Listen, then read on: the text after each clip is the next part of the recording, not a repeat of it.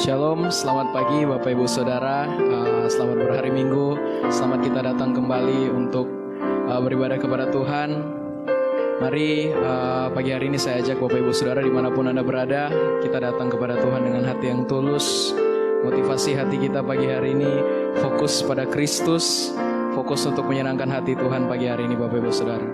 Mari kita tinggalkan dulu sejenak apapun yang menjadi aktivitas kita pagi hari ini. Mari kita duduk sejenak. Kita mau sembah Tuhan, kita mau ungkapkan segala pujian syukur hanya bagi nama Kristus. Mari kita sembah Tuhan Bapak Ibu Saudara pagi hari ini.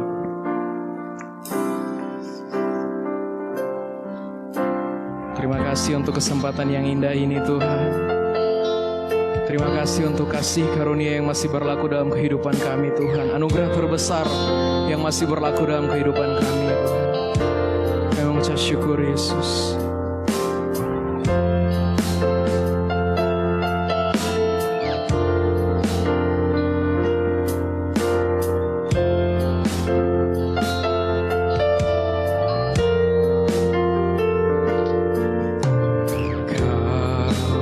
Pencipta hidupku,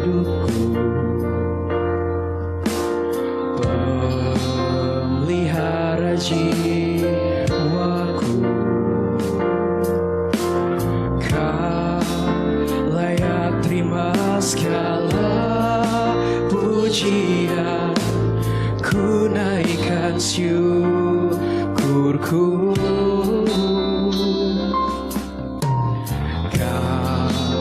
Pemilik hidupku, dalam kasih setiamu Yesusku, Kau layak terima segala pujian, ku naikkan sembahku.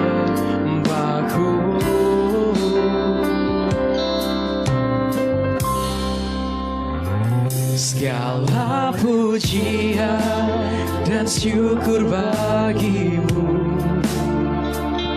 Allah yang mulia, kuduslah namamu. Yes, Kaulah yang awal, yang akhir dari segalanya. Yesus, Kaulah pujian bagiku. Mari kita bangkit berdiri Bapak Ibu Saudara dimanapun Anda berada. Kita mau sembah Tuhan pagi hari ini, pencipta kehidupan kita semua, amin. Let's praise Jesus today. Kau pencipta hidup, pemelihara jiwaku. Angkat tanganmu, katakan, layak terima segala pujian, ku naikkan syukurku. Pemilik kehidupan kami, pemilik hidupku, dalam kasih setiamu Yesusku, layak terima segala pujian, ku naikkan sembahku. Segala pujian dan syukur bagimu, amin. Allah yang mulia, kuduslah namamu. Kaulah yang awal, yang akhir dari segalanya. Yesus, Kaulah pujian bagimu. Angkat hatimu, katakan segala pujian, yes, dan syukur bagimu. Allah yang mulia, kuduslah namamu. Kaulah yang awal, yang akhir dari segalanya. Yesus, Kaulah pujian bagiku.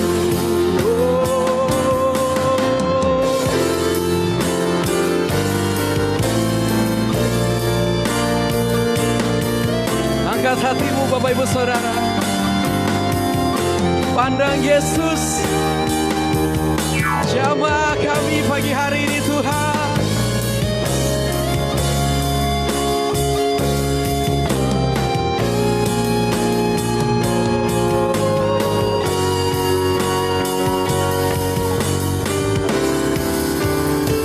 Segala pujian dan syukur bagimu, yes Lord.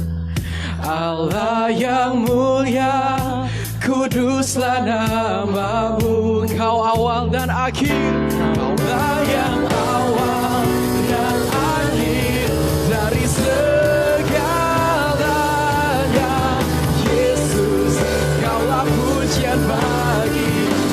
Segala pujian, pujian dan syukur bagimu.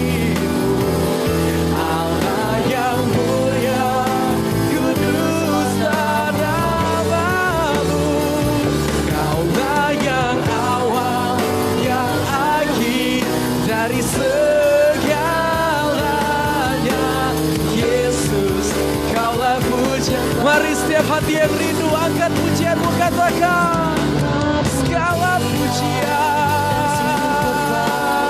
Oh, Allah yang mulia, kuduslah namamu Tuhan. Kaulah yang awal, yang akhir dari segalanya.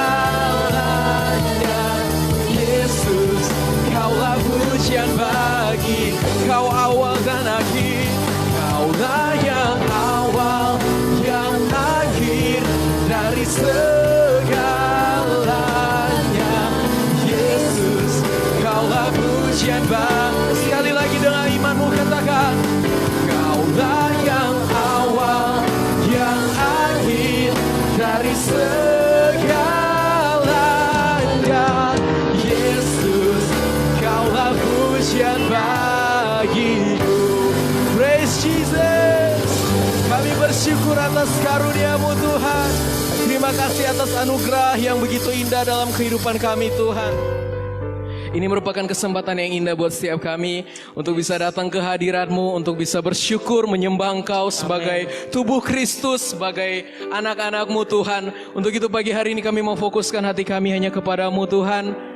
Laut setiap kami, jamah setiap kami rindu untuk berjumpa dengan Engkau Tuhan. Kiranya pagi hari ini ada lawatan Kristus terjadi di setiap keluarga, di setiap pribadi, setiap kami Tuhan. Kami mengucap syukur Tuhan, dan pagi hari ini kami sudah siap untuk memuji, membesarkan nama-Mu. Hanya di dalam nama Tuhan Yesus Kristus yang percaya, sama-sama katakan amin. Siap memuji Tuhan, amin. Sebab namanya tinggi untuk kita puji pagi hari ini. Come on. Yuk kita bertepuk tangan bagi Tuhan, come on. Hey.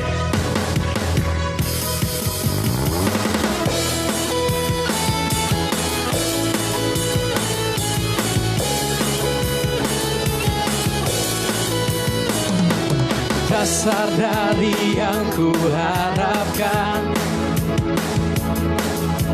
bukti dari segala yang tak kulihat.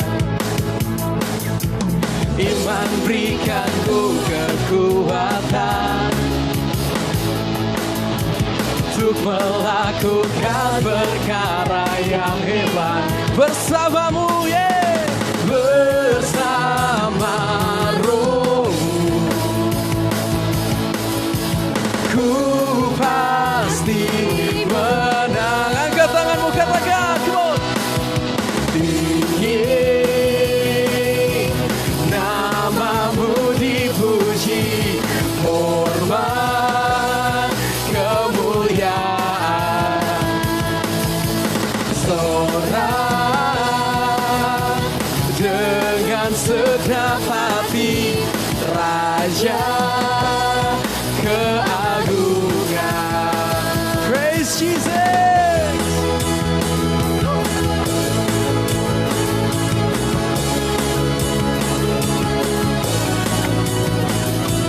Kau tak biarkan pencobaan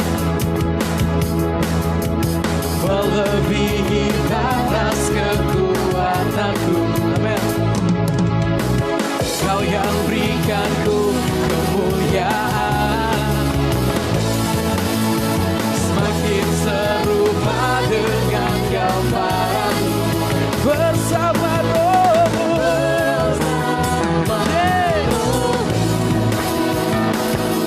Angkat tanganmu. Ku pasti menang. Tinggi, tinggi,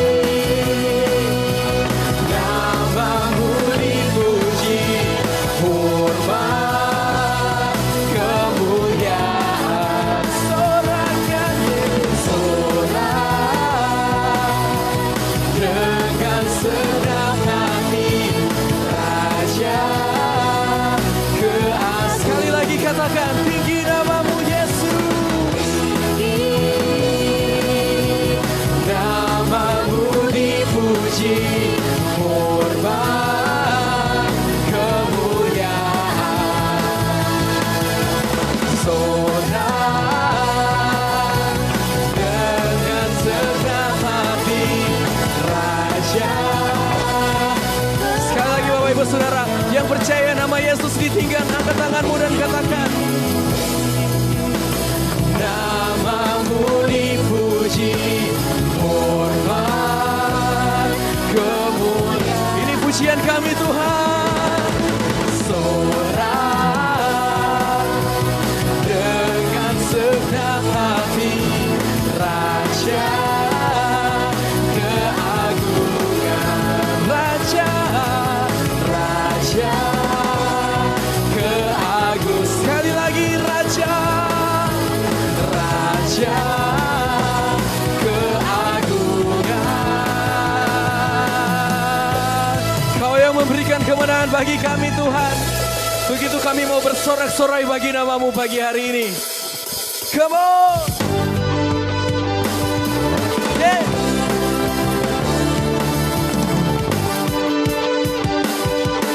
Siap bersorak bagi Tuhan? Mari angkat pujiannya, katakan. Bersorak-sorai, muliakan namanya. Dia berperang ganti kita. Bertepuk tangan, muliakan namanya.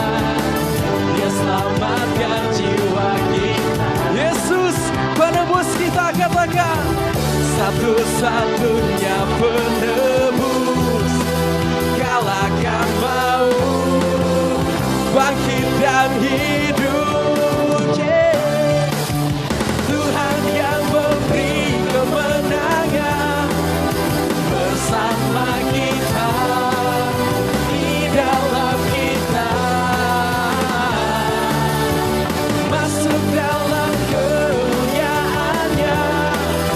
Dia perlindungan dan pengharapan. Masih siap bersorak bagi Tuhan? Come on. Angkat pujian ini kembali Bapak Ibu Saudara. Katakan bersorak.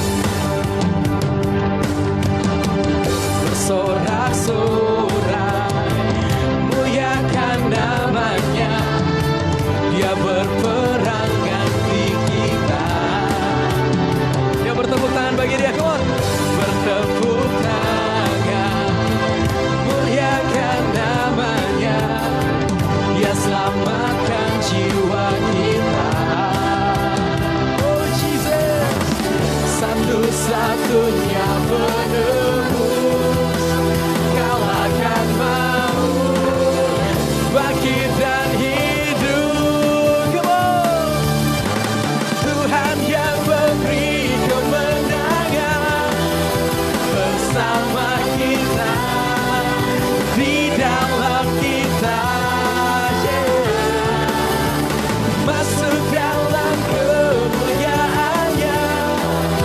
Dia perlindungan dan pengharapan. Yang siap bersorak bagi Tuhan, mari bertepuk tangan bagi dia. Yeah. Kami percaya Tuhan, Kau penebus kami, yang mati bagi kami, korbankan hidupmu bagi kami, agar kami bisa selamat Tuhan. Untuk itu kami mau bersorak bagimu, karena kami telah klaim kemenangan bagi setiap kami Tuhan. Terima kasih Yesus.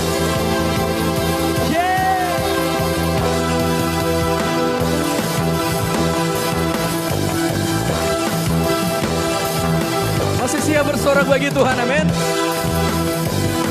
Ya, sama-sama kita sorakan. Param pam pam pam pam para. Come on.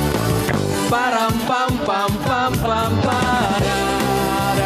Sekali lagi. Param pam pam pam pam pam. Param pam pam pam pam pam. Param pam pam pam pam para. Tuhan yang memberi kemenangan bersama kita, di dalam kita, masuk dalam kemuliaan-Nya yang perlindungan dan pengharapan, yang perlindungan dan pengharapan, ya perlindungan dan pengharapan.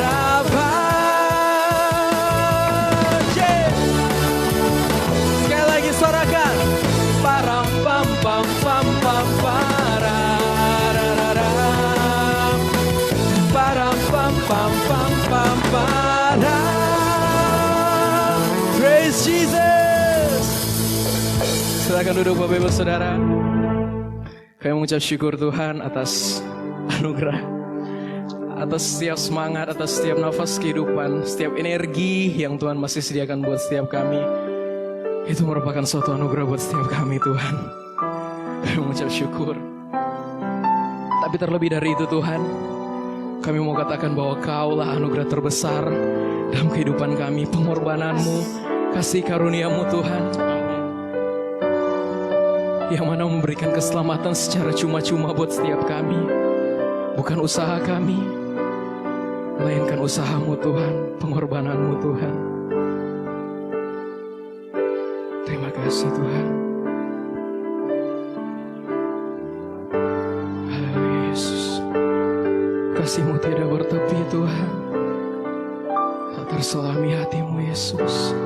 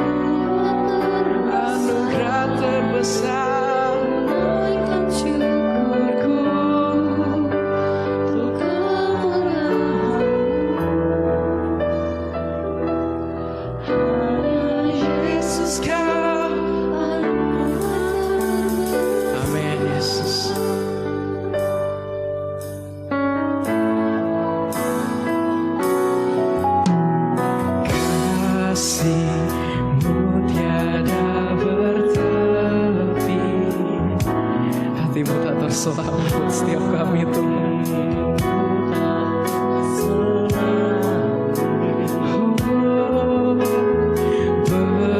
Betapa baiknya Engkau, ku bersyukur padamu, perkenananmu ya Tuhan,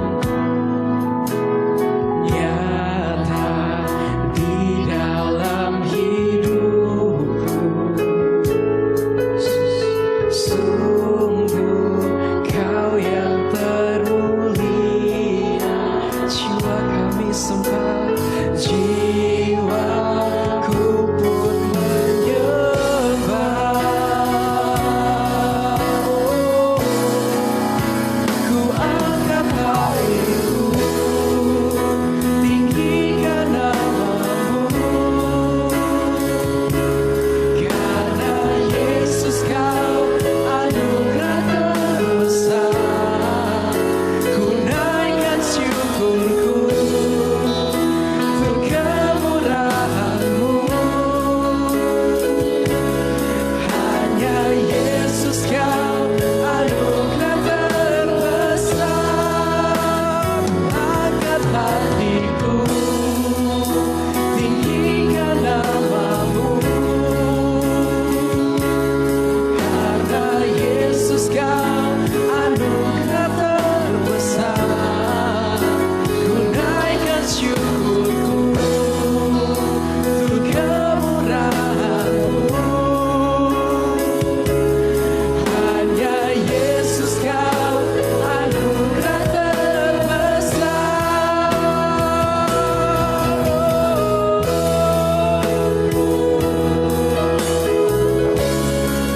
Mari angkat hatimu Bapak Ibu Saudara, harapkan bagi Tuhan agar kau bisa siap terima firman, agar kau bisa siap untuk ditaburi dengan firman. Persiapkan tanah hati yang terbaik pagi hari ini Bapak Ibu Saudara. Masuk dalam kami Tuhan.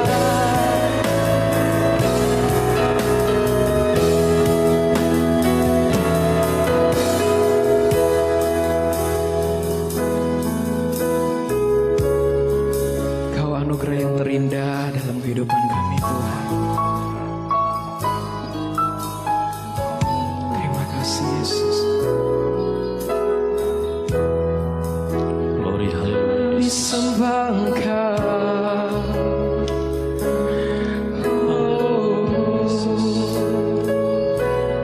Mari sama-sama kita angkat pujian ini, katakan. Ku angkat hatiku, tinggikan namamu, karena Yesus Kau anugerah terbesar. Ku naikkan syukurku untuk kemuliaan-Mu. Hanya Yesus Kau anugerah terbesar. Ku angkat hatiku, tinggikan namamu,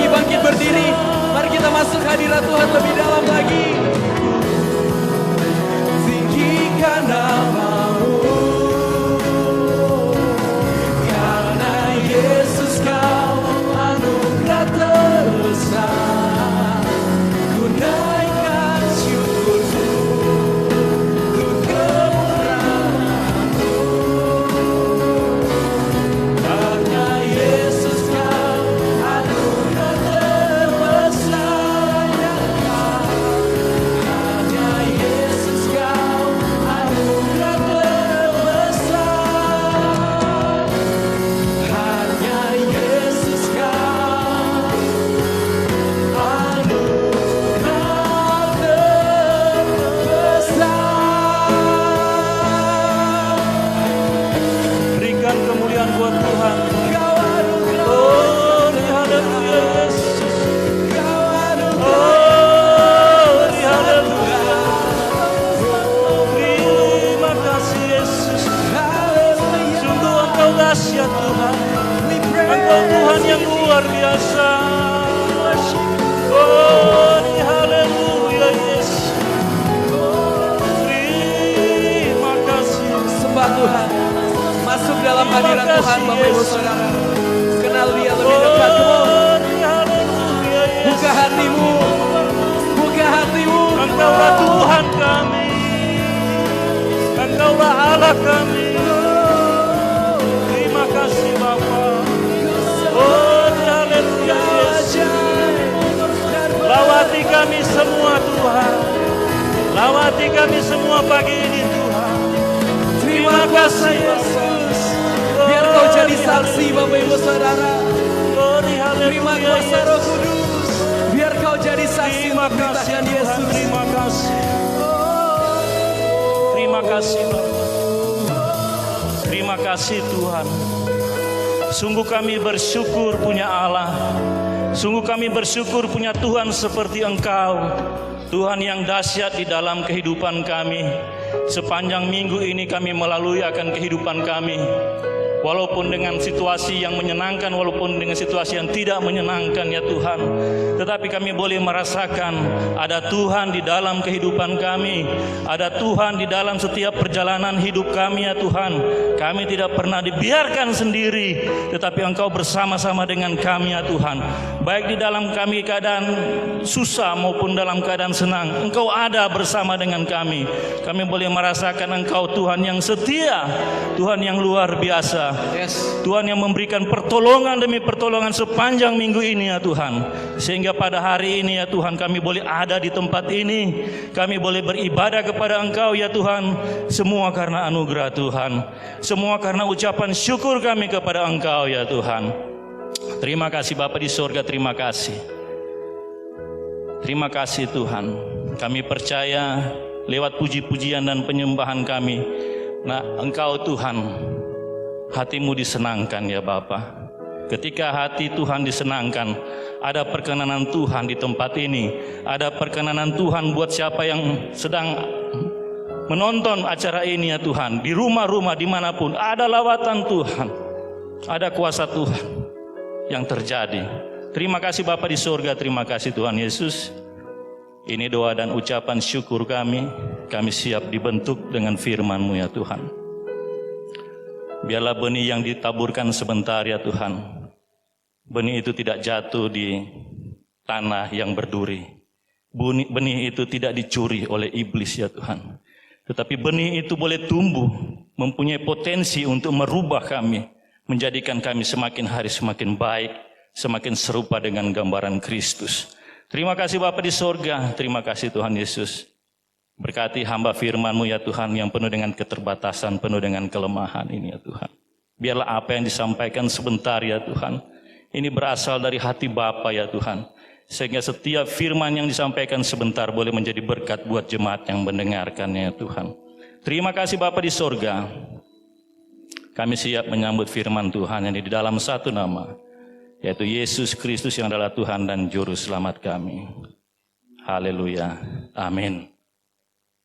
Puji Tuhan, saya percaya siang ini kita semua diberkati. Tadi lewat puji-pujian, lewat penyembahan, kita boleh di-charge ya. Kita boleh diberkati dan Tuhan juga diberkati lewat pujian kita. Bapak Ibu Saudara yang ada di tempat ini, yang ada di rumah-rumah, saya percaya lawatan Tuhan yang sama juga akan melawat buat Bapak Ibu Saudara yang ada di rumah-rumah. Amin, puji Tuhan. Terima kasih karena kembali saya dipercayakan pada pagi menjelang siang ya saat ini untuk menyampaikan firman Tuhan. Adalah satu kehormatan buat saya untuk menyampaikan firman Tuhan yang boleh menjadi berkat. Saya percaya apabila kita menerima firman Tuhan dengan respon yang baik, maka kita semua akan diberkati Tuhan. Amin. Sebelum kita masuk dalam firman Tuhan, mari kita akan angkat Alkitab kita akan nyatakan iman kita. Di slide boleh tampilkan. Oke, 1, 2, 3. Ini adalah Alkitab saya. Saya seperti apa yang Kristus katakan. Saya memiliki apa yang Kristus katakan. Saya dapat melakukan apa yang Kristus katakan. Hari ini saya diajarkan firman Tuhan. Pikiran saya sadar, hati saya terbuka dan menerima. Saya bertobat dan diselamatkan. Saya tidak akan seperti dulu lagi. Amin. Silakan duduk. Puji Tuhan, kita langsung saja masuk dalam firman Tuhan. Kita buka di dalam Efesus 6 ayat 10 sampai dengan yang ke-18.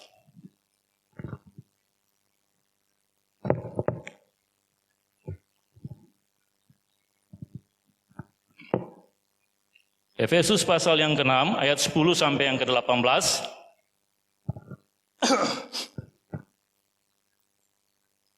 Saya serahkan untuk setiap jemaat, siapa yang mendengarkan firman Tuhan pada siang ini bisa menyiapkan alat tulis. Ada beberapa ayat yang bisa memberkati saudara dan saudara boleh tulis. Ya, kalau cuma mengingatnya, satu waktu nantinya kita lupa. Ya, setidaknya kalau kita menulis, ya, kita akan buka kembali dan kita tahu di mana ayat yang bisa memberkati kita. Amin. Efesus pasal 6 ayat yang ke-10 sampai ayat yang ke-18 saya akan bacakan. Perlengkapan rohani, dengan judul perikop perlengkapan rohani. Akhirnya hendaklah kamu kuat di dalam Tuhan, di dalam kekuatan kuasa-Nya. Kenakanlah seluruh perlengkapan senjata Allah supaya kamu dapat bertahan melawan tipu muslihat iblis. Karena perjuangan kita bukanlah melawan darah dan daging, tetapi melawan pemerintah-pemerintah, melawan penguasa-penguasa, melawan penghulu-penghulu dunia yang gelap ini, melawan roh-roh jahat di udara. Sebab itu ambillah seluruh perlengkapan senjata Allah, supaya kamu dapat mengadakan perlawanan pada hari yang jahat itu, dan tetap berdiri sesudah kamu menyelesaikan segala sesuatu. Jadilah berdirilah tegap, berikat pinggangkan kebenaran, dan berbaju sirahkan keadilan.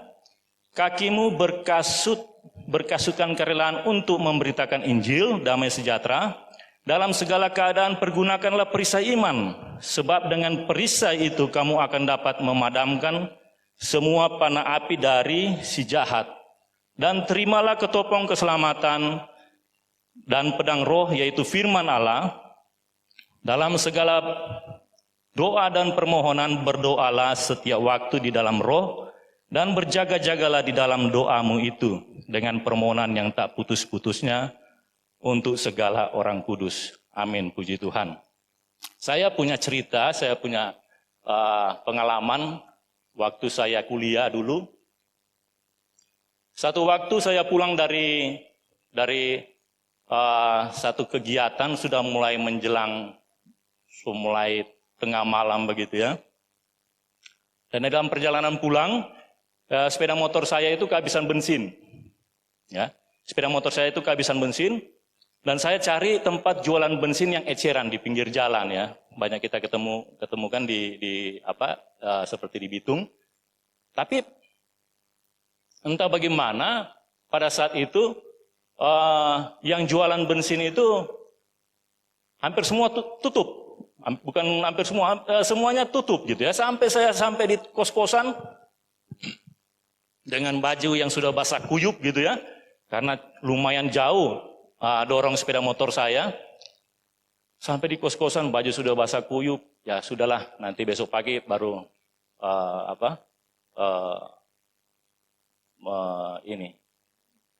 isi bensin.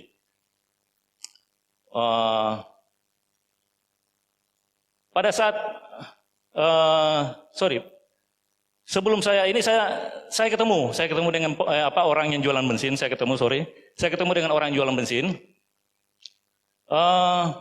Tapi waktu saya mau beli, saya lihat dompet saya, uang yang ada di dalam dompet saya udah habis. Entah waktu saya belanja apa gitu, saya beli apa, dan saya lupa untuk waktu kalau biasanya pergi begitu harus naruh uang di saku dompet, lupa gitu ya. Dan saya lihat mau isi bensin, mau bayar nggak ada duit. Akhirnya itu yang saya bilang tadi, saya dorong sepeda motornya sampai di kos-kosan. Baju saya udah basah kuyup, saya kecapean gitu ya. Motor belum bisa hidup dan saya pikir ya sudah besok aja nanti saya pinjam duit ke sama teman saya atau bagaimana caranya saya isi bensin lagi gitu nanti besok. Tapi intinya pada saat itu saya sampai di kos-kosan motor saya tidak hidup. Ya. Singkat cerita, kegiatan saya seperti biasa dan satu waktu tidak berapa lama 2-3 hari kemudian saya iseng-iseng bongkar-bongkar dompet saya, rapiin ya apa yang di dalam dompet saya. Nggak taunya di saku yang bagian luar ya, cuman hiasan aja itu ada nyelip uang 50.000. Nah, saya bilang, aduh, kalau seandainya saya tahu pada waktu malam itu ada uang di situ, ya, saya tidak akan sampai ngos-ngosan seperti itu. Saya tidak akan dorong motor, ya, saya tidak akan sampai keringatan seperti itu. Masalah selesai. Ya, intinya di mana sebenarnya kita itu punya. Kita punya, ya. Kita punya tapi seperti tidak punya, tidak memiliki. Karena kita tidak bisa memakainya. Karena apa? Karena yaitu saya katakan tadi lupa. Saya orangnya sangat pelupa gitu ya. Saudara Egen tahu, istri saya tahu orang saya seperti apa gitu. Pelupa sekali. Nah, jadi begitu juga di dalam torampe kehidupan rohani ya, sehari-hari. Sebenarnya orang itu Tuhan sudah persiapkan yang seperti yang kita baca tadi, yaitu perlengkapan senjata Allah yang lengkap. Tapi kadangkala kita lupa, ya, kita lupa memakainya, kita lupa menggunakannya, ya. Padahal itu perlu di dalam torampe kehidupan. Dan akhirnya karena lupa itu, ya, kita tidak pakai. Ketika kita tidak pakai, di sini dikatakan bahwa di dalam firman Tuhan, iblis itu seperti singa yang mengaum-ngaum, yang berada di sekeliling kita. Melihat pada saat kita lengah, dia akan jatuhkan kita. Ya, dan dia akan mangsa kita. Dia akan telan habis kita. Ya, iblis datang bagaikan pencuri. Ya, dia akan mencuri sukacita kita. Dia akan mematikan iman kita. Dan yang terakhir eksekusinya dia akan membinasakan kita. Nah, ini supaya kita tahu bahwa kita sebenarnya punya perlengkapan senjata Allah yang lengkap. Di sini Rasul Paulus menulis, dia memakai gambaran perlengkapan senjata Allah tentara Romawi pada saat itu. Ya, kalau pada saat itu memang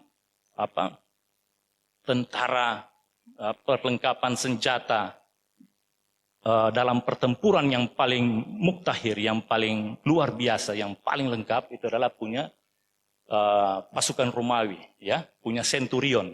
Mereka lengkap mulai dari ketopong, mulai dari helm mereka ya tertutup semua gitu. Baju sirah mereka terbuat dari besi, perisai mereka, pedang mereka, ya. Dan ketika mereka bukan hanya sendiri, ketika mereka bergabung bagaikan panser mereka, kalau kita lihat di film-film gitu ya, mereka bagaikan mesin pembunuh yang luar biasa, ya, sulit untuk ditaklukkan. Makanya Rasul Paulus memakai metafora dari tentara Romawi pada saat itu, ya. Kalau kita lihat pertama yaitu berikat pinggangkan kebenaran. Di dalam Mazmur 86 ayat 11, di sini firman Tuhan, tunjukkanlah kepadaku jalanmu, ya Tuhan, supaya aku hidup menurut kebenaranmu. Ya. Di dalam torampe kehidupan, orang harus di sini dikatakan memakai ikat pinggangkan kebenaran. Ikat pinggang kebenaran yang kita tahu kalau dalam perangan, dalam pertempuran, namanya kalau kita sudah memakai ikat pinggang, berarti kita dalam keadaan siap untuk bertempur, siap untuk berperang, gitu ya. Kita boleh lihat ya. Kita lihat di seperti film gitu ya, mereka ketika lagi santai tiba-tiba ada musuh menyerang begitu, mereka cepat-cepat ambil ikat pinggang mereka, ya, entah di situ tersisip pistol atau mungkin tersisip pedang, ya. Mereka memakai ikat pinggang, itu berarti mereka sedang bersiap-siap. Mereka dalam keadaan siap untuk perang, ya, siap untuk bertempur, ya. Begitu juga di dalam torampe kehidupan sehari-hari, ya. Torampe kehidupan sehari-hari ini orang juga harus ikat pinggangkan kebenaran, ya. Torampe hidup ini dia, orang harus jaga untuk selalu benar di hadapan Tuhan. Karena orang ini adalah surat yang terbuka, ya. Orang ini adalah orang melihat kehidupan kita sebagai orang Kristen seperti apa, ya. Kalau seandainya kita jatuh di dalam dosa, ya, kita tidak hati-hati dan kita jatuh di dalam dosa, maka hidup kita tidak mempermuliakan Tuhan lagi, ya. Malah kita boleh menjadi batu sandungan. Oleh sebab itu saya paling tiap bangun pagi mau buka toko begitu, ya. Saya dalam hati saya sudah berjaga-jaga, jangan sampai, yang pertama itu apa? Karena kelemahan saya apa? Di emosi. Jangan sampai saya emosi. Jangan sampai saya kehilangan sukacita. Di dalam hati dan pikiran saya itu selalu saya jaga. Kalau saya tidak berhati-hati dengan itu, ya, ketika saya buka toko, ini pengalaman saya, ya. Ini pengalaman saya sebagai pengusaha, di mana ketika saya buka pintu toko, itu berkat datang, tapi juga disusul dengan yang lain-lain. Kalau kita tidak hati-hati, maka kita akan jatuh di dalam namanya emosi. Dan saya nggak mau kalau namanya di awal saya mau memulai aktivitas saya dimulai dengan emosi. Ketika saya emosi, saya amarah. Istri saya yang, kalau ini tanya sama istri saya, itu badan rasa lemas, kehilangan semangat.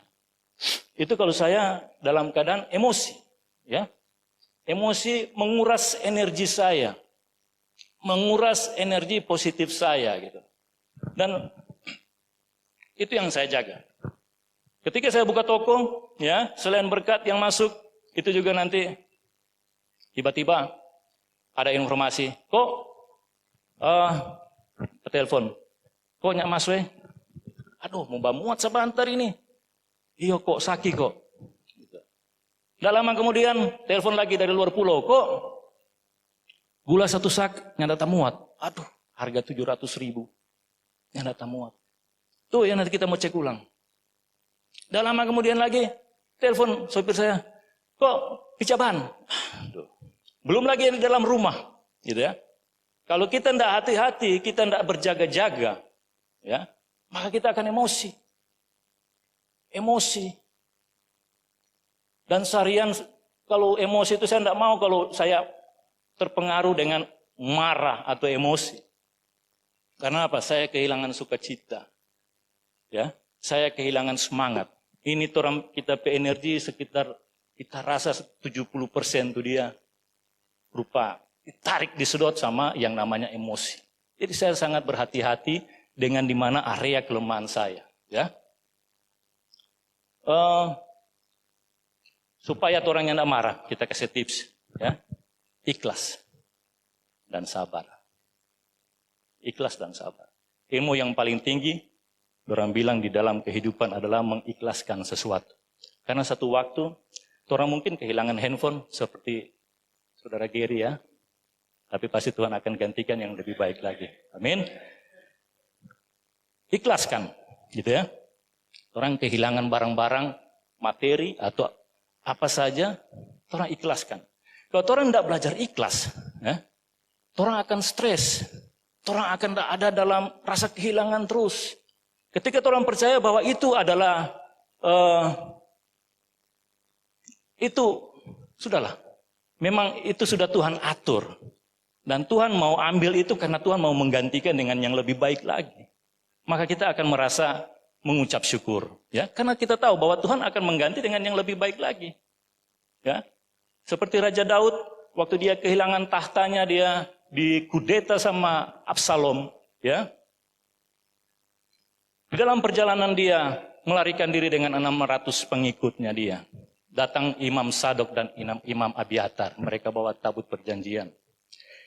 Dia bilang, Raja, ini tabut perjanjian, bawa. Karena dengan asumsi mereka, di mana ada tabut perjanjian, di situ ada Tuhan. Di mana ada Tuhan, di situ ada kemenangan. Ya. Tetapi apa kata Daud? Biarlah kembalikan tabut perjanjian itu ke tempatnya semula. Ya. Kalau karena memang maunya Tuhan kepada saya seperti itu, memang kalau dia tidak berkenan, memang itu baik di mata Tuhan, maka dia akan menerima dengan sukacita. Itu kata Daud. Semua kembali kepada maunya Tuhan, ya. Mengikhlaskan. Ikhlas. Ya. Maka saya percaya kita kehilangan waktu, kita kehilangan barang yang berharga, kita kehilangan seseorang, kita tidak akan stres, kita tidak akan dalam keadaan frustasi, ya. Dan kita tetap ada di dalam hadirat Tuhan. Kita bisa menikmati Tuhan. Kita tetap bisa merasakan kebaikan Tuhan di dalam kehidupan kita, ya. Berjaga-jaga, ya. Oh ya, buat istri-istri juga yang ya sehari-hari berjaga-jaga, ya. Puji Tuhan, orang bilang sekarang lantaran corona shopping setutup. Jadi istri-istri senyanda terlalu ini dengan mata, dah. Nyanda terlalu babuang doi kalau mau sedikit shopping sedikit ke mall, ya. Mereka bilang ada sisi baiknya dengan corona, ya. Karena maitua soalnya perlu baroyal, gitu ya. Tetapi ingat, bisa melalui HP, gitu kan? Ya, shopping online lewat Shopee, lewat apalagi Tokopedia, ya, Bukalapak, itu bisa. Kalau tidak berhati-hati, tidak berjaga-jaga, ya, maka orang akan tetap jadi maitua akan jadi orang yang konsumtif. Konsumtif buat istri-istri. Jadi hati-hati, gitu ya, berjaga-jaga, ya, jangan sampai orang ikut dengan hawa nafsu, gitu ya. Seperti di dalam Amsal 31 ayat 11, ya, hati suaminya percaya kepadanya, suaminya tidak akan kekurangan keuntungan, ya. Kalau istri yang bisa berjaga-jaga dalam soal keuangan, yang bisa kontrol di dalam hal pontar, ya, suami-suami akan merasa tenang. Karena di dalam Amsal, hati suaminya percaya kepadanya, suaminya tidak akan kekurangan keuntungan, ya. Karena istri yang bijaksana, istri yang berjaga-jaga, ya. Kalau kita tua datang ke shopping, kita nggak terlalu pusing.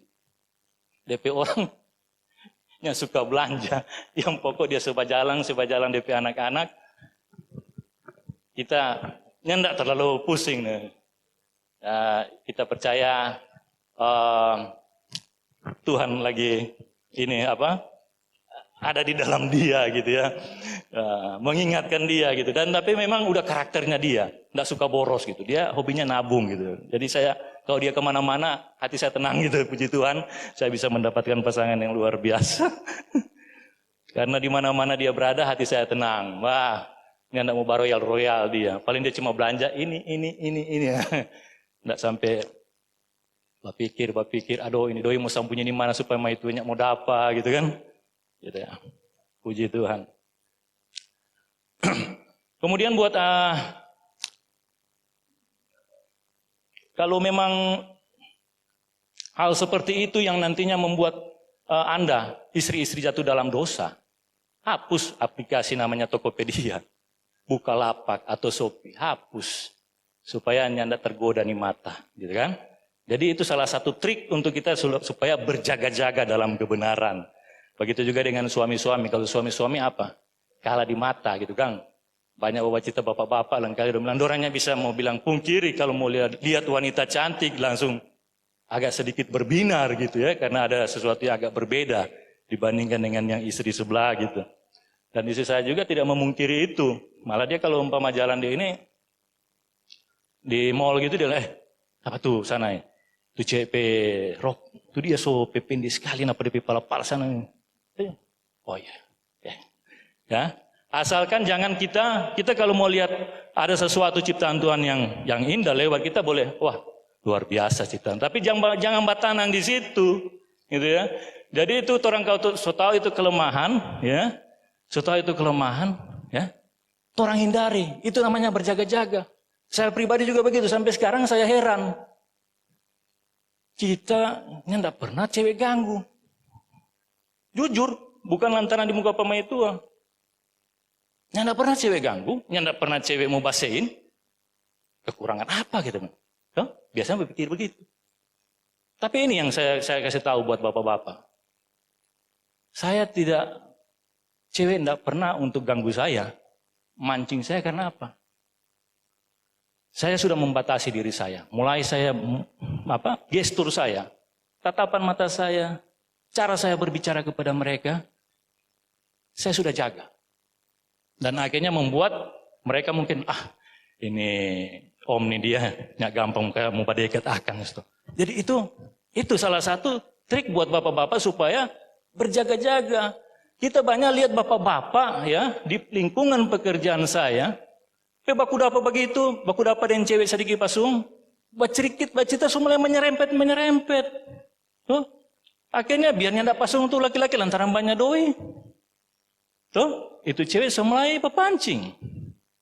Ya, jadi dimaksudkan di situ yaitu berjaga-jaga. Jangan sampai di daerah yang kita lemah, area yang kita lemah, kita biarkan. Kita bisa jatuh di situ. Nah, tadi buat ibu-ibu, bapak-bapak, ya, buat kita semua. Sekarang buat anak muda, ya, anak muda. 1 Timotius 4 ayat 12. Jangan seorang pun menganggap engkau rendah karena engkau muda. Seperti Kak Geri tadi udah bilang, ya, di sekolah minggu. Jadilah teladan bagi orang-orang percaya dalam perkataanmu, dalam tingkah lakumu, dalam kasihmu, dalam kesetiaanmu, dan dalam kesucianmu. Jadi di dalam torampe segala tingkah laku, baik tutur kata, baik torampe tindak tanduk, torampe gestur di torang bermasyarakat, torang berjemaat, ya, torang harus kasih lihat teladan, torang baru kasih lihat karakter Kristus, ataupun torampe jare, ya. Ini harus dibaptis juga ini jare ini dia biasanya kita lihat anak-anak muda, ya, anak-anak Tuhan.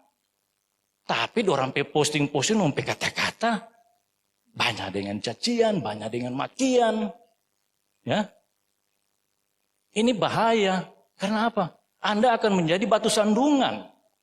Sebenarnya di dalam kehidupan Anda, di dalam pergaulan Anda bisa menarik jiwa yang baru, Anda bisa mendapatkan jiwa-jiwa yang baru untuk bawa kepada Kristus.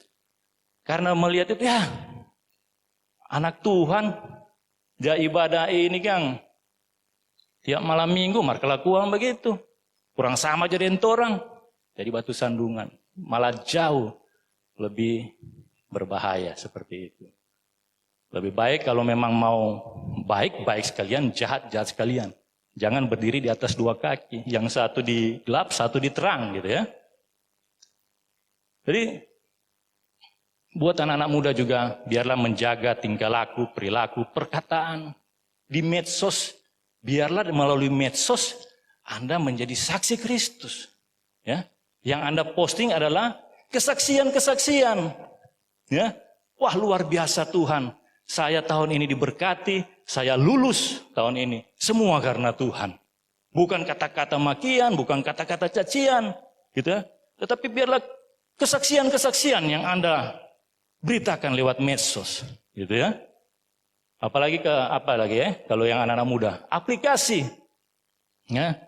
Kalau mau lihat, hati-hati. Kalau memang ini aplikasi ini yang menjatuhkan Anda harus hati-hati. Jaga kebenaran. Buang. Kalau yang bisa buang tuh aplikasi, buang tuh handphone. Kak Geri kalau umpama ini ganti dengan handphone monoponik, Jo. gitu. supaya apa? Kalau ada aplikasi-aplikasi yang paling marak ini aplikasi porno kata, gitu. Itu bisa berbahaya, bisa diakses dengan mudah. Kalau memang itu yang nantinya membuat anak muda, Anda sebagai anak muda yang membuat Anda jatuh di dalam dosa. Ya.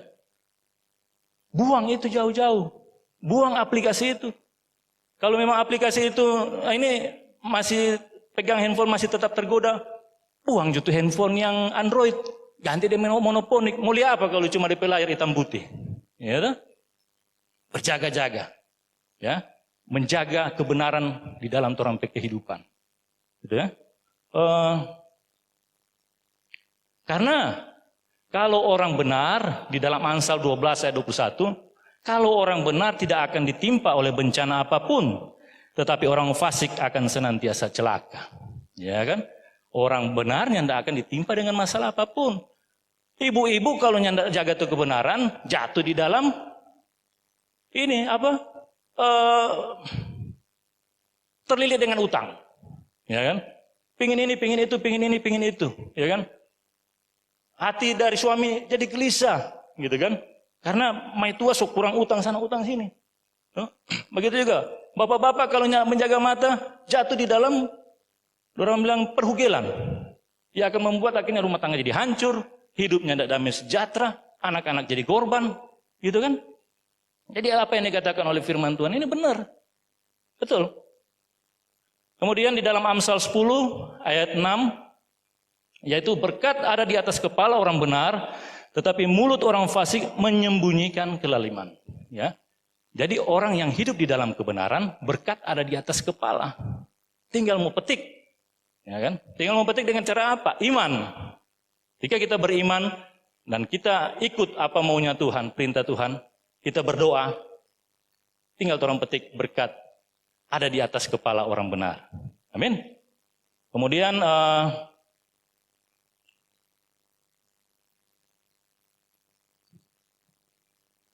kita akan melangkah ke perlengkapan senjata Allah yang berikut, yaitu mengenakan baju sirah keadilan. Ini ada saya catat di sini ada 7 perlengkapan senjata Allah, dan kalau saya bawa dalam satu sesi seperti ini jamnya tidak memungkinkan. Kita akan lihat kita nantinya berhenti di mana, di yang perlengkapan yang kedua atau yang ketiga, gitu ya. Nanti kalau umpama waktunya tidak memungkinkan, kita bisa lanjut di khotbah saya yang berikut. Yang kedua yaitu kenakan baju sirah keadilan. Berbaju sirah keadilan yaitu melambangkan di mana ketika orang mau berperang, kalau tidak pakai baju sirah keadilan, tidak berbaju sirah, ya. Berbaju sirah itu tentara Romawi itu terbuat dari besi, tertutup mulai dari leher sampai pinggul, gitu ya. Dan kalau berperang tidak memakai baju sirah, maka orang serupa kurang percaya diri, ya. Karena tidak leluasa. Orang mau berperang melawan musuh, orang takut orang kena tombak sini, orang takut orang kena panah sini, gitu kan. Tetapi kalau ketika orang berbaju sirah keadilan, berbaju sirah, ya, berbaju sirah besi, ya, kalau dalam pertempuran, orang akan dengan leluasa untuk bertempur. Ya. Saya ingat kalau saya main game dulu, kalau kita dapat bonus umpama ilmu kabal, ya, dapat kekebalan untuk beberapa saat, sebelum saya dapat kekebalan itu saya bisa lari ke kiri, lari ke kanan untuk menghindar.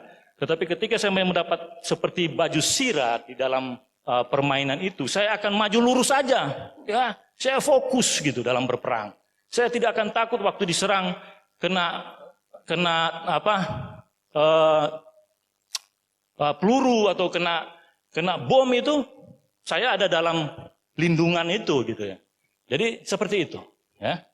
Nah, banyak anak-anak Tuhan, banyak orang-orang Kristen pada saat ini sering saya jumpai, yaitu di mana mereka mau melayani ada rasa bersalah. Mau ajak ke gereja waktu saya kuliah. Ayo bro, ke gereja. Aduh, Nal, sabar Nal. Baru banyak bikin dosa nih dia, kasihan. baru dapat minum tadi malam, baru pulang dari diskotik, baru tadi malam, kok muka gereja, yang tidak layak kita. Ya, begitu juga ada juga orang-orang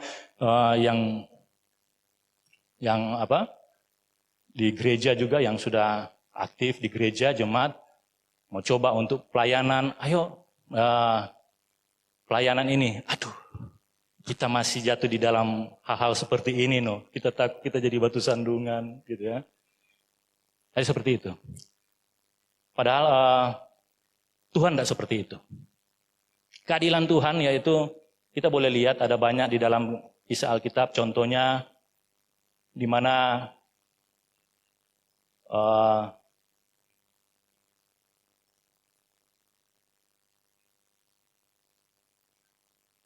pemberian dari seorang janda yang cuma 2 peser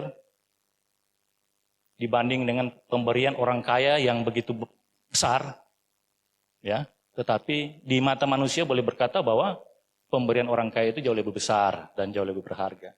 Tetapi sebenarnya kalau di mata Tuhan, pemberian dari janda tua itu hanya 2 peser itulah pemberian yang paling besar dan paling berharga. Karena apa yang ada di dalam kehidupan seluruhnya, potensi yang ada di dalam kehidupan dari janda tua ini, dia serahkan semua kepada Tuhan.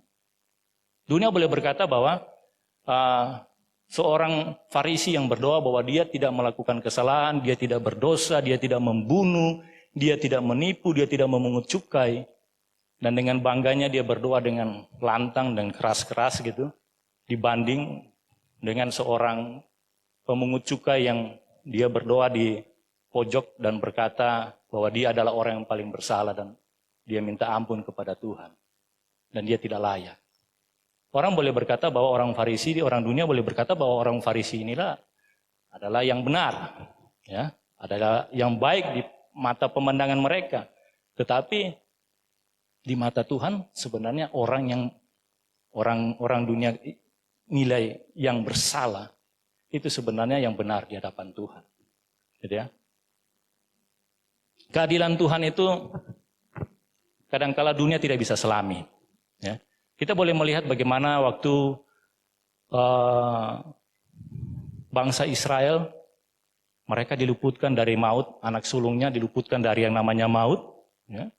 Ketika darah anak domba Allah mulai dikuaskan, diberi tanda di pintu-pintu setiap rumah orang Israel, bangsa Yahudi pada saat itu. Tidak tahu bangsa Yahudi itu dia pada saat itu, yang di dalam rumah, saya yakin dan percaya tidak semua adalah orang benar. Tidak semua adalah orang kudus, tidak semua itu hidup benar di hadapan Tuhan. Saya percaya itu. Tetapi keadilan Tuhan, dia meluputkan semua. Tidak memandang bulu. Ya. Di dalam rumah itu ada orang yang pendosa, ada yang barusan menipu temannya, ada yang barusan maki-maki temannya mungkin. Hanya karena darah anak domba Allah yang dikuaskan di depan pintu dari setiap rumah orang Yahudi pada saat itu. Maka mereka semua diluputkan. Mereka semua diluputkan. Ya. Kalau kita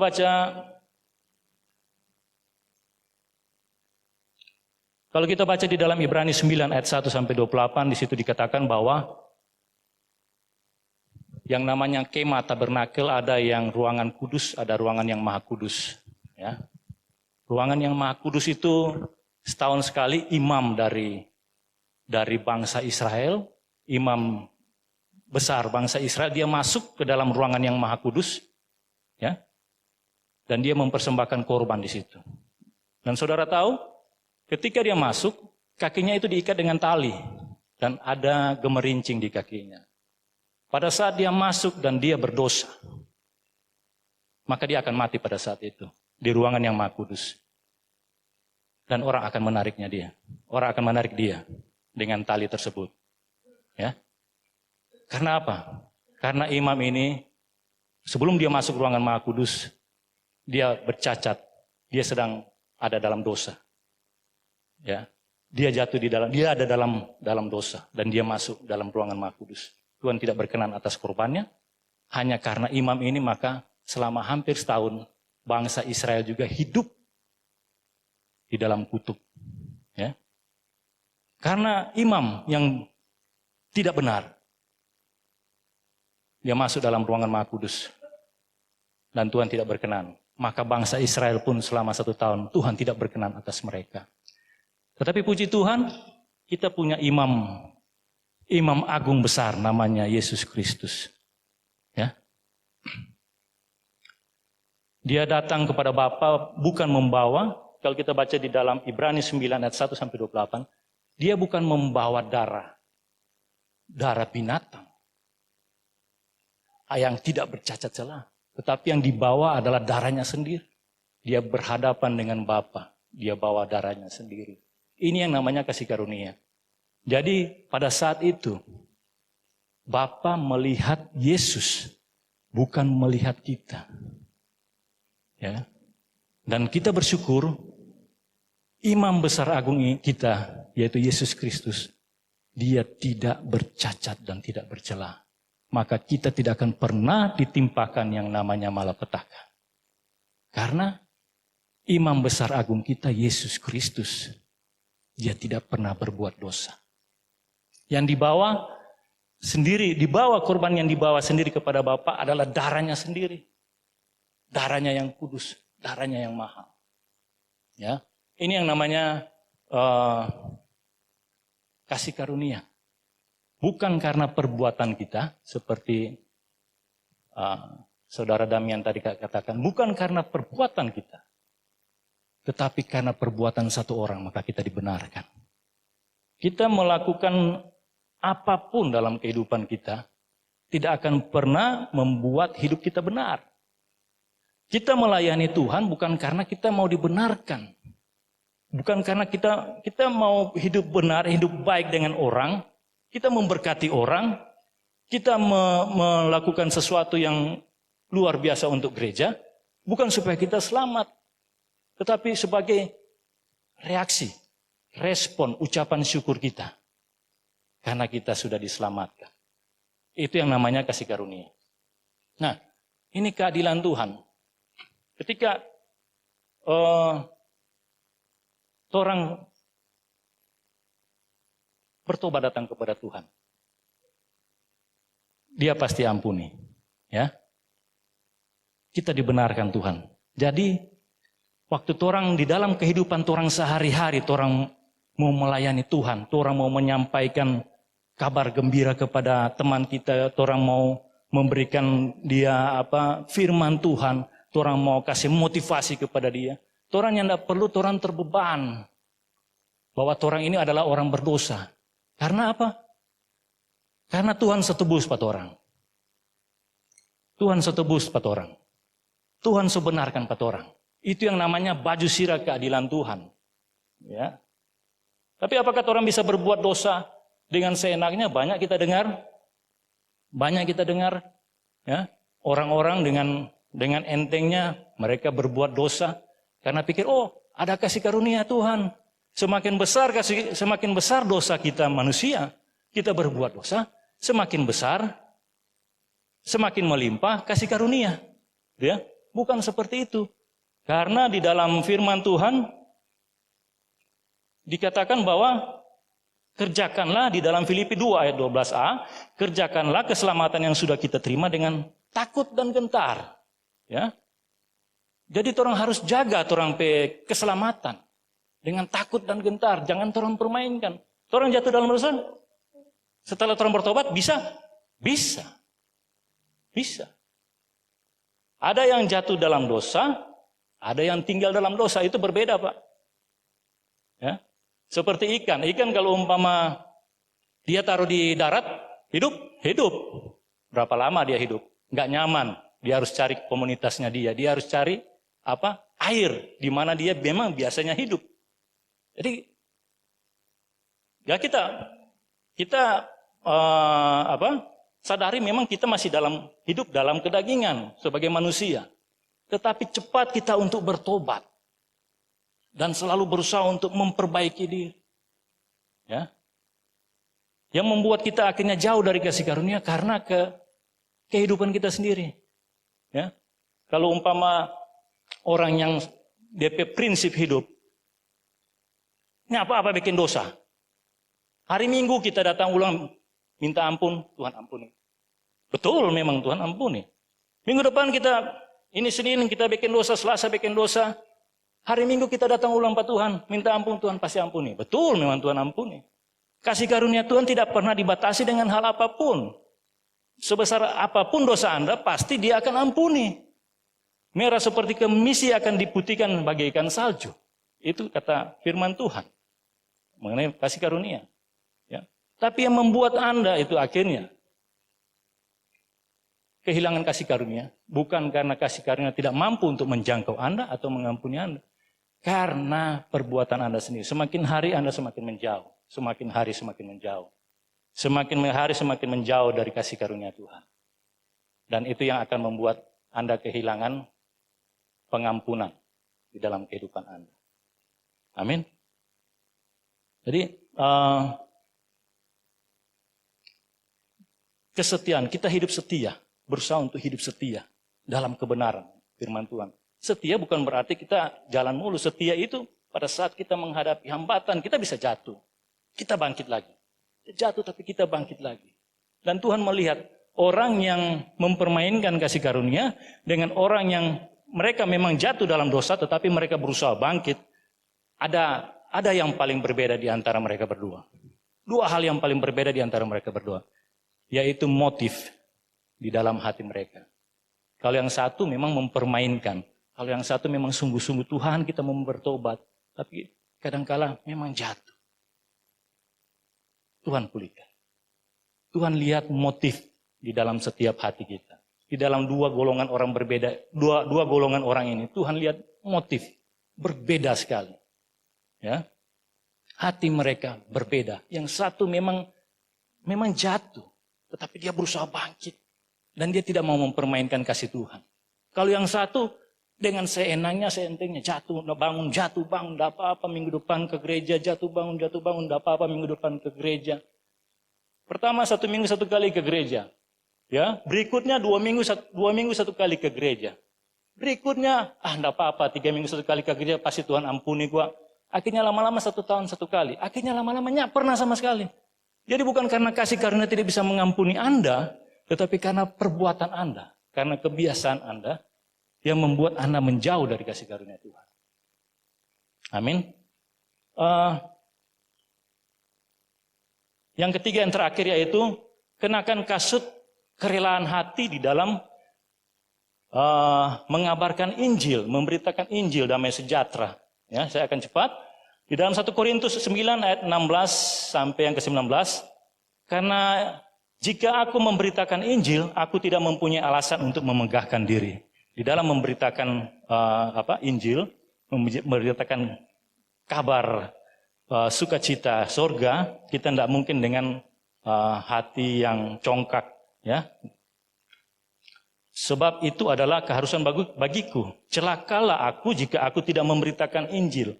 Celakalah aku jika aku tidak memberitakan Injil. Ini berkaitan dengan talenta yang diberikan kepada kita. Ya. Jadi ketika orang ditugaskan untuk memberitakan Injil, beritakan Injil. Jangan sampai Tuhan menjadi murka, ya, karena talenta yang diberikan kepada kita, akhirnya kita sia-siakan. Kalau andai kata aku melakukan menurut kehendakku sendiri, memang aku berhak menerima upah. Tetapi karena aku melakukannya bukan menurut kehendakku sendiri, pemberitaan itu adalah tugas penyelenggara yang ditanggung kepadaku. Kalau demikian, apakah upahku? Upahku ialah bahwa aku boleh memberitakan Injil tanpa upah. Bahwa aku tidak mempergunakan hakku sebagai pemberita Injil. Sungguh pun aku bebas terhadap semua orang, aku menjadikan diriku hamba dari semua orang supaya aku boleh memenangkan sebanyak mungkin orang. Ya. Saya sangat appreciate dengan pelayan-pelayan Tuhan di tempat ini. Kalau kita lihat, tidak ada satupun yang diupah. Mereka itu melayani Tuhan dengan hati yang sungguh-sungguh. Karena mengucap syukur Tuhan baik dalam kehidupan mereka. Ada memang di tempat lain mereka diupah. Itu baik juga. Karena memang itu adalah hak dari bangsa Lewi. Gitu ya. Tetapi yang ditakutkan nanti yang seperti ini mempengaruhi motif mereka. Ketika mereka tidak diberikan upah, mereka akan mengendorkan akan semangat mereka di dalam melayani. Tetapi saya sangat appreciate dengan pelayan-pelayan Tuhan di tempat ini. Mulai dari pemain musik, dari singer, ya, WL gitu ya. Terus yang terlibat di belakang layar, yang nanganin macam-macam gitu ya. Itu mereka nggak diupah dan mereka melakukan dengan sukacita. Dan saya yakin dan percaya Tuhan menyediakan jauh lebih besar ya dari apa yang dunia berikan, gitu ya. Dan mereka bisa melakukan sampai saat ini karena mereka sudah mengalami, gitu ya. Saya dengar kesaksian Pak Egen dalam hari Minggu gitu, 3 kali orang berkati dia dengan luar biasa, ya. Jadi di sini dikatakan bahwa melayani bukan hanya di mimbar saja. Ya, mimbar kita itu di luar. Ketika kita keluar dari ruangan gereja ini, mimbar kita di luar. Ya, Bapak Ibu Saudara, kalau mau tanya saya seperti apa, jangan tanya kepada bapak-bapak di tempat ini yang di dalam gereja. Tanya sama istri saya, tanya sama karyawan saya, tanya sama anak-anak saya seperti apa, gitu ya. Karena mimbar saya di mereka, dimulai dari keluarga, ya. Lewat perkataan kita, lewat perbuatan kita, lewat tingkah laku kita. Apakah kita sudah mengabarkan Kristus kepada mereka? Apakah kita sudah menyatakan kasih Kristus kepada mereka? Ya, percuma kita keluar-keluar di tempat ini. Percuma kita melayani di mimbar ini. Tapi di dalam keluarga kita menjadi batu sandungan. Amin. Jadi mimbar kita di luar. Ketika kita keluar dari gereja ini, di sanalah mimbar kita yang sesungguhnya. Ada banyak jiwa-jiwa yang memerlukan kita. Ya, kita boleh menjangkau mereka. Lewat hubungan, pertemanan, pekerjaan, ya. Anak-anak muda mereka menjangkau lewat pergaulan mereka. Teman-teman mereka bisa jangkau, kenalkan kepada Tuhan, kepada Kristus, ya. Jadi bukan hanya terpatok membawakan firman, ya. Luar biasa. Nantinya saya bisa melihat di sel grup Anugerah, ya. Itu banyak dengan lansia-lansia, tapi mereka bisa menjadi berkat di tengah-tengah keluarga mereka. Ya. Mereka bisa menjadi berkat buat cucu-cucu mereka, buat anak-anak mereka. Ya, itu pelayanan. Bukan cuma hanya di mimbar. Bukan cuma kita hanya pada saat kita bermain musik di atas mimbar, singer. Enggak. Ketika kita berada di tengah-tengah keluarga kita, di tengah-tengah masyarakat, itulah mimbar kita yang sebenarnya. Ya, saya membayangkan orang yang menghormati hadirat Tuhan dan mereka menghormati hadirat Tuhan dan mereka mengasihi Tuhan, mereka melayani Tuhan dengan luar biasa, bukan hanya di lewat mimbar seperti ini, ya. Dan seperti saya katakan tadi, kita bisa belajar dari yang namanya Obed Edom, ya. Edom artinya merah. Obed berasal dari bangsa Edom yang sebenarnya tanah yang dimana Esau mendiami tempat itu, dinamakan Edom. Edom artinya merah, ditukar dengan untuk mencari kesenangan dunia, hawa nafsu dunia. Itu yang gambaran dari Edom gitu ya. Tetapi puji Tuhan karena dia menghargai Tuhan, dia menghormati akan hadirat Tuhan. Kita tahu bersama 3 bulan tabut perjanjian ditaruh di rumah Obed Edom dan keluarga Obed Edom diberkati dengan luar biasa, gitu ya, diberkati dengan luar biasa. Dan saya membayangkan ketika tabut perjanjian ditaruh di dalam rumah Obed Edom yang pada saat itu dia langsung memanggil mungkin anak dan cucu-cucunya, menghormati bait Tuhan, menghormati tabut perjanjian, menghormati hadirat Tuhan pada saat itu. Ya, dia mengajarkan kepada anak-anak dan cucu-cucunya. Dan mereka diberkati dengan luar biasa. Amin. Kita boleh lihat di dalam bagaimana saya boleh berkata seperti itu. Obed Edom mengajarkan kebenaran kepada bagaimana menghormati akan hadirat Tuhan kepada anak-anak dan cucu-cucunya. Kita bisa lihat di dalam 1 Tawarik 26 ayat 4 sampai 8.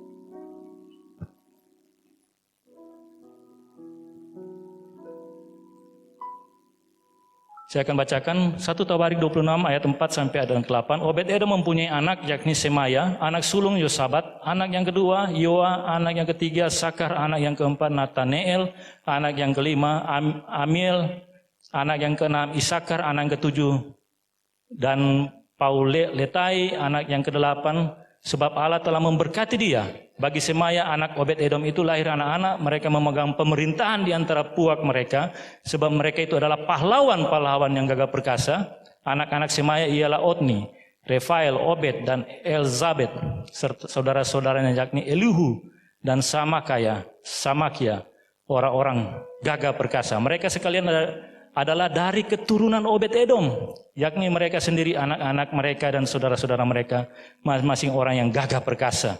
Cakap untuk pekerjaan itu 62 orang jumlah dari Obed-Edom. Luar biasa. Obed-Edom adalah pemain gambus dan kecapi. Dia melayani Tuhan dengan luar biasa. Dan dia mengajarkan anak-anak dan cucu-cucunya untuk takut akan Tuhan, melayani Tuhan dengan sangat menghormati akan hadirat Tuhan. Dan kita boleh melihat hasilnya, anak keturunan dari Obed-Edom, 62 jumlahnya, diberkati Tuhan dengan luar biasa. Ya, seperti kisah yang pernah dibagikan pastor,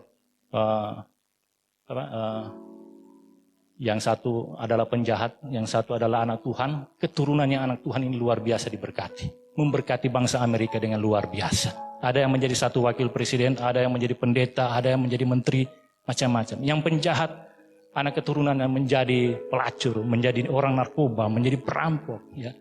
Dan saya percaya, ketika kita mengajar untuk melayani kepada anak-anak kita, ya, dan kita melayani Tuhan dengan sungguh-sungguh, maka anak keturunan kita akan diberkati Tuhan. Amin. Puji Tuhan.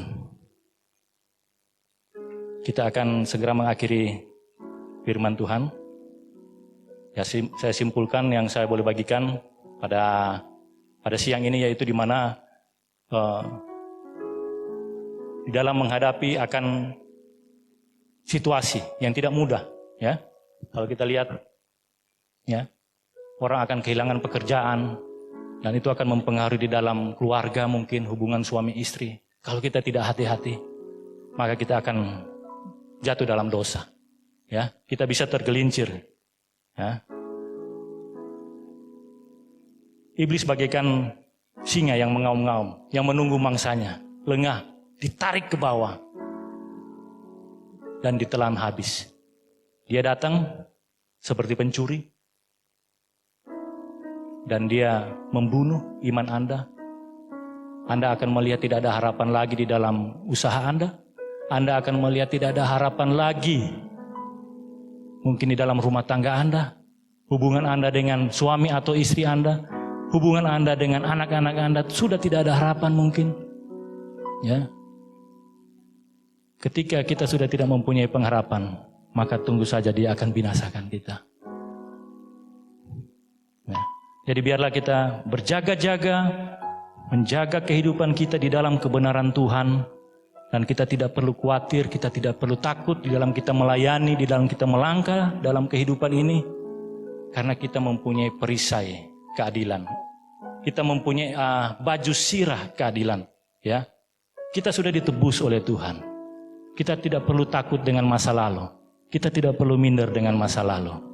Biarlah kehidupan kita tetap maju terus menjadi berkat bagi orang lain. Jangan sampai menghambat kita untuk memberkati orang karena masa lampau kita, karena masa lalu kita.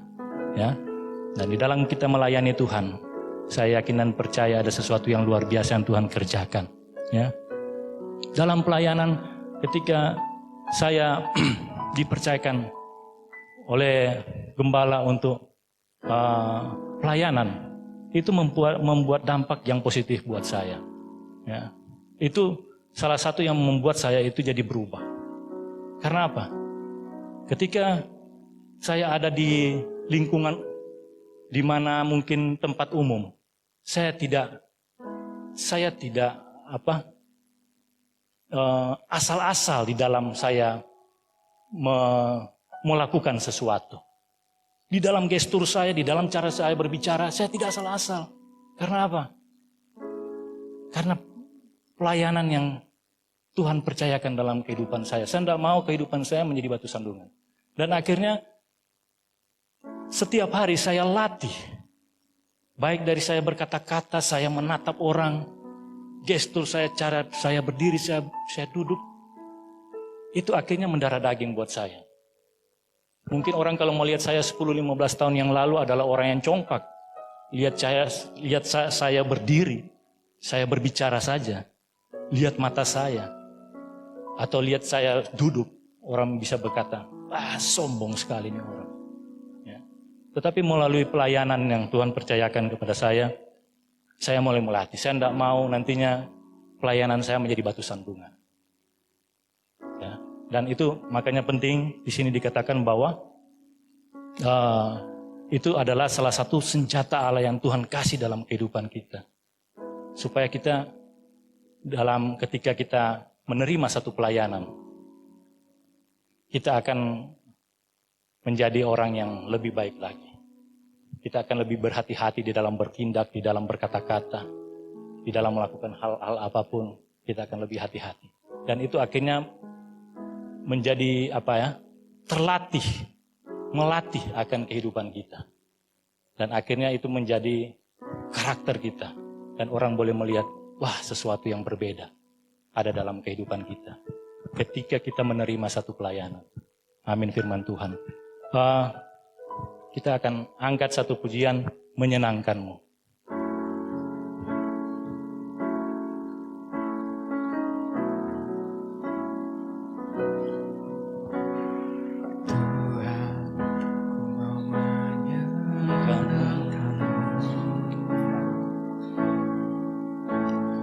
Tuhan, bentuklah hati ini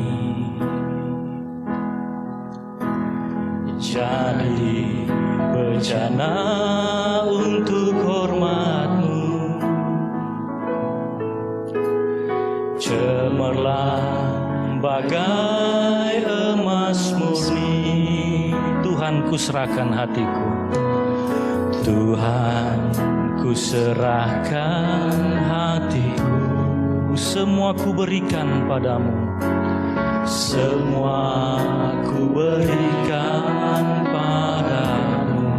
Kuduskan hingga tulus selalu, kuduskan hingga tulus selalu, agar aku menyenangkan-Mu, agar aku menyenangkan-Mu,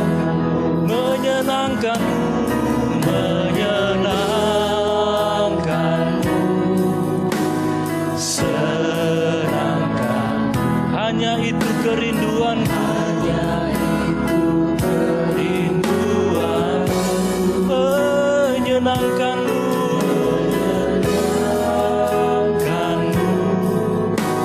senangkan hatimu. Hanya itu kerinduanku, menyenangkan-Mu, menyenangkan-Mu, senangkan.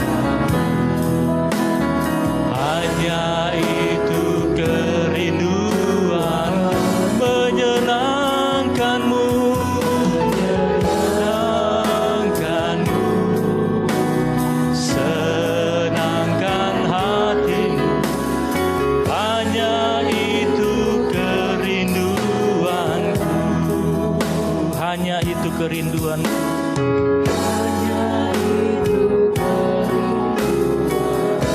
Hanya itu kerinduanku,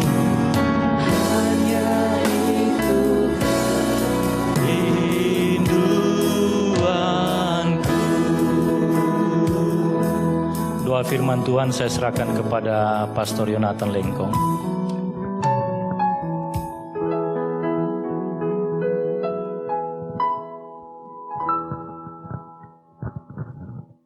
Itu kerinduan kami Tuhan, hidup untuk menyenangkan Engkau Tuhan.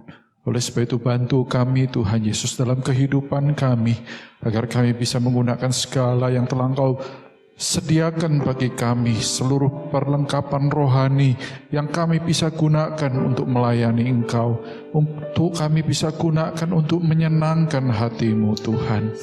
Jamah hati kami, agar kami bisa berjalan di dalam ketulusan, memandang Tuhan kepadamu Tuhan, dan menyenangkan Engkau adalah tujuan hidup kami. Terima kasih Tuhan Yesus, kami mau terima firman-Mu Tuhan siang hari ini Tuhan. Kami tahu Engkau telah menyediakan yang terbaik bagi kami, agar kami bisa mengiring Engkau, agar kami bisa hidup seperti apa yang Engkau mau. Kami mengucap syukur Tuhan dan kami terima firman-Mu di dalam nama Tuhan Yesus Kristus. Amin. Haleluya. Saya percaya kita semuanya diberkati. Minggu depan kita akan kembali kepada ibadah bersama-sama secara live streaming, dan juga bagi Anda yang ingin bergabung bersama-sama di gereja, jangan lupa bawa masker, jangan lupa untuk cuci tangan dan menjaga jarak semuanya. Kita akan kembali ke rumah Tuhan dan kita berdoa supaya Tuhan, kami serahkan hidup kami untuk Engkau pakai Tuhan, menyenangkan Engkau, untuk Engkau pakai untuk tujuan-Mu yang mulia Tuhan dalam hidup kami. Ketika kami memandang mata kami kepadamu Tuhan, kerinduan akan menyenangkan hati-Mu Tuhan menjadi tujuan hidup kami semuanya. Terima kasih Tuhan Yesus, kami bersyukur Tuhan untuk hamba-Mu yang telah setia untuk membagikan firman-Mu. Biar Engkau sendiri yang tambah-tambahkan lebih lagi, pakai dia lebih lagi untuk kemuliaan-Mu. Terima kasih Tuhan Yesus, kami percaya siang hari ini Tuhan, kasih karunia, penyertaan-Mu menyertai kami semuanya. Di saat-saat yang sulit sekalipun, kami bisa melihat kebaikan-Mu, pemeliharaan-Mu bersama-sama dalam kehidupan kami. Terima kasih Tuhan Yesus, terima kasih saudara-saudara yang kekasih dalam Kristus. Terimalah berkat Tuhan pada siang hari ini. Sekarang Tuhan memberkati engkau dengan berkat yang terbaik, yaitu berkat Abraham, Ishak dan Yakub. Tuhan akan memberikan engkau embun dari langit, tanah yang subur, laut yang tenang, serta usaha dan pekerjaan yang bersih dan jujur. Tuhan akan memberikan kau bangsa-bangsa yang haus dan lapar, yang takut Tuhan dan takluk kepadanya untuk diinjili mendapatkan keselamatan. Tuhan akan memberkati orang yang memberkati engkau, dan damai sejahtera serta kasih karunia akan memenuhi engkau siang dan malam. Dan akhirnya perlindungan dan penyertaan Roh Kudus akan mempersiapkan kita semuanya untuk mengalami pengangkatan menjelang kedatangan Tuhan Yesus yang kedua kalinya, yaitu hari Maranatha. Amin. Haleluya. Selamat hari Minggu, selamat menikmati kebaikan Tuhan.